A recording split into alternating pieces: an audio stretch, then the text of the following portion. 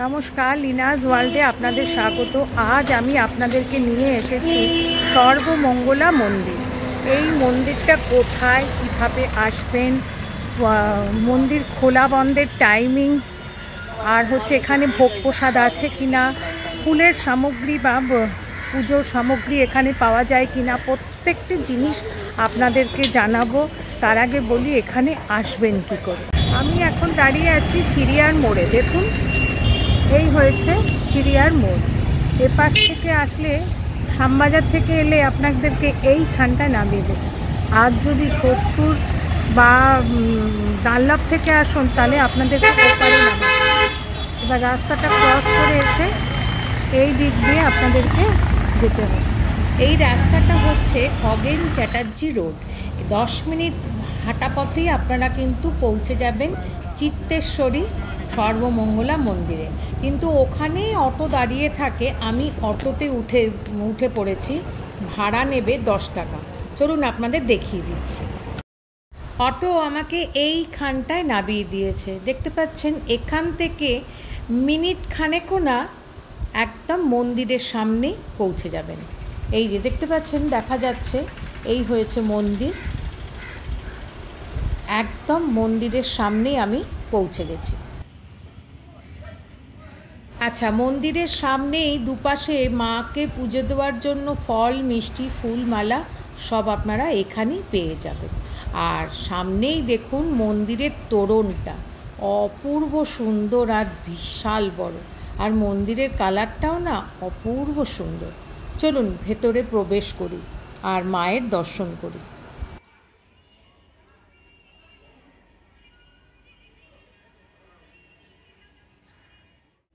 প্রবেশদ্বার দিয়ে প্রবেশ করে প্রথমেই দেখতে পারবেন বলির হাড়িকাঠ, আর ডান দিকে রয়েছে নাট মন্দির। চলুন আগে আপনাদের মন্দিরটা ভালোভাবে বুঝিয়ে দিই। আচ্ছা, হাড়িকাঠের বাঁ দিক দিয়ে দুটো মন্দির আছে।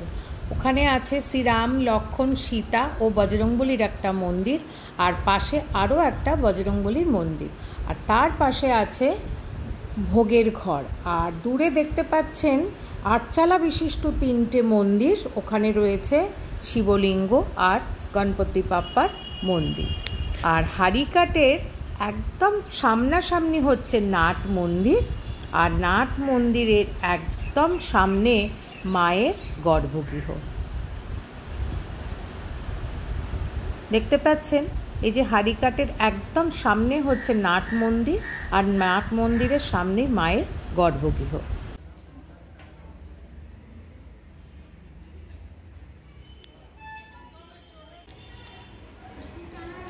মন্দিরে প্রবেশের বাঁদিকেই প্রথমেই দেখতে পারবেন ধূপকাঠি, মোমবাতি রাখার জায়গা।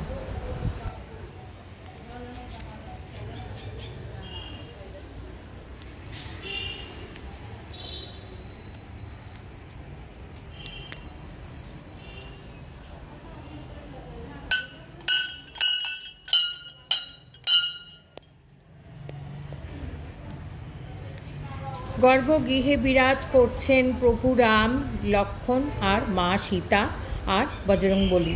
অপূর্ব সুন্দর বিগ্রহ।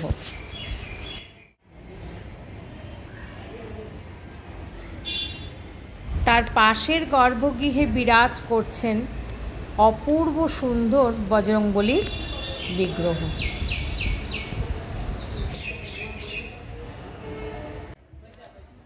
আর এটা হচ্ছে ভোগের ঘর। এখানে ভোগ প্রস্তুত করা হয়।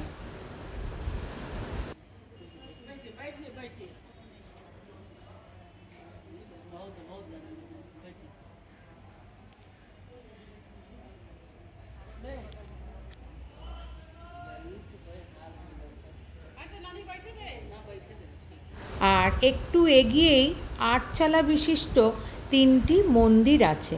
চলুন ভেতরে প্রবেশ করি আর দর্শন করি। প্রথম মন্দিরের গর্ভগৃহে রয়েছে কোষ্ঠী পাথরের অপূর্ব সুন্দর শিবলিঙ্গ, আর তার পাশেই রয়েছে শ্বেত পাথরের অপূর্ব সুন্দর নন্দী মহারাজজির বিগ্রহ।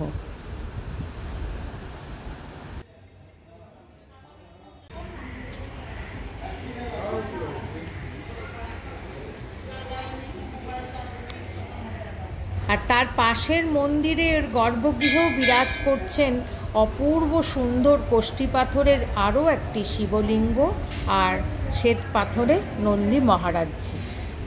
অপূর্ব সুন্দর বিগ্রহ।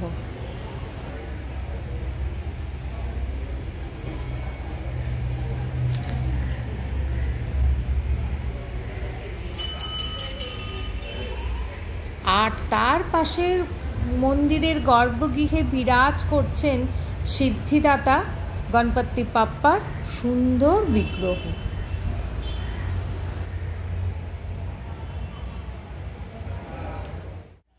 তার ঠিক পাশেই রয়েছে আটচালা বিশিষ্ট অপূর্ব সুন্দর মন্দির।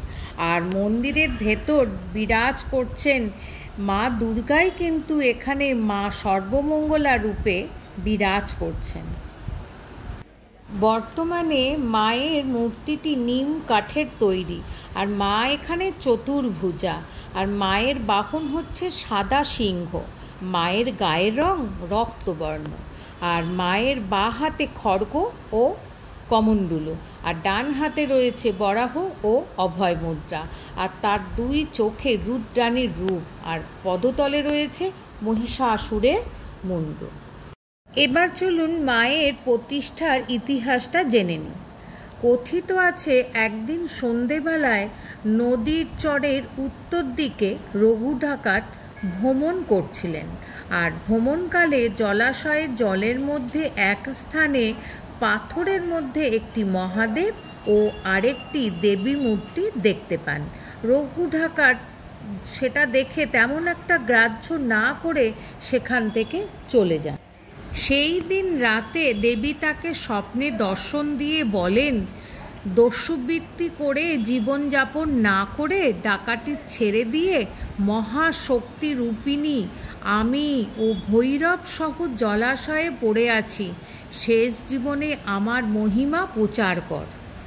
এরপর রঘু ডাকাত মায়ের আদেশ মতন জলাশয় থেকে তাকে তুলে এনে একটি মন্দির তৈরি করেন আর মাকে প্রতিষ্ঠা করেন, এবং তার শেষ জীবন পর্যন্ত দেবী মহিমা প্রচার করার জন্য নিজেকে সমর্পণ করে দেন। শোনা যায় মাকে যত মোটা নপুরি পরানো হোক না কেন, তা 15 দিন পরেই খুলে যায়।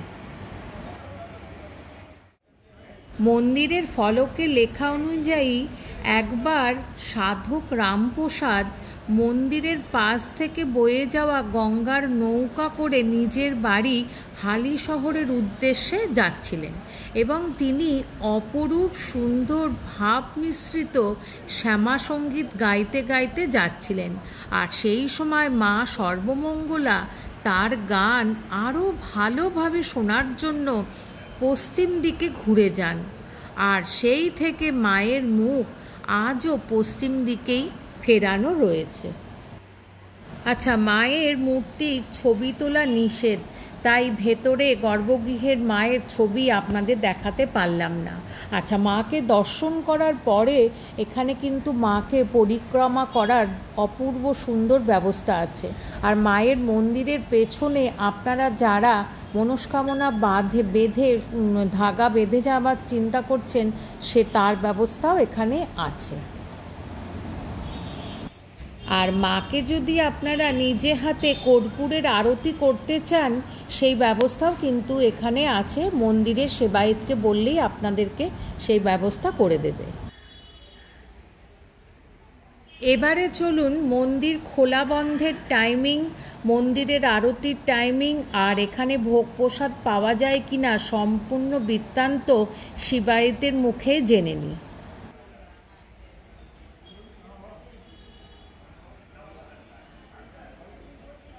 মানে পুজো দেওয়ার সময়, মন্দির খোলার সময় যদি একটু বলেন।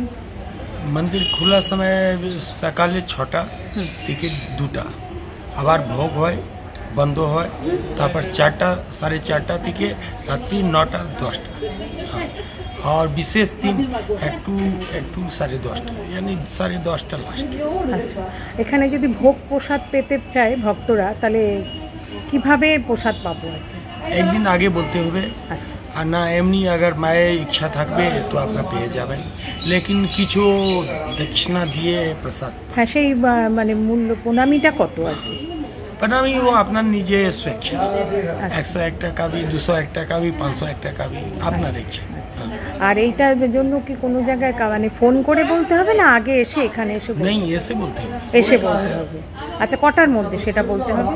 10টা 11টা, সকাল 10টা থেকে 11টার মধ্যে, তাই তো? আর ভোগ কখন দেওয়া হবে? 2টোর সময়। আচ্ছা, ভোগ প্রসাদে কি কি মানে মায়ের কি সব কিছু? আচ্ছা, মাছ ভোগও কি দেওয়া হয়? আচ্ছা, মায়ের মাছ ভোগও দেওয়া হয়। আচ্ছা, আর হচ্ছে আরতিগুলো কখন হয়? আরতি 7:30টা সকালবেলা না একবারই? একবারই বিকালবেলা 7:30। 7:30। আচ্ছা, ধন্যবাদ।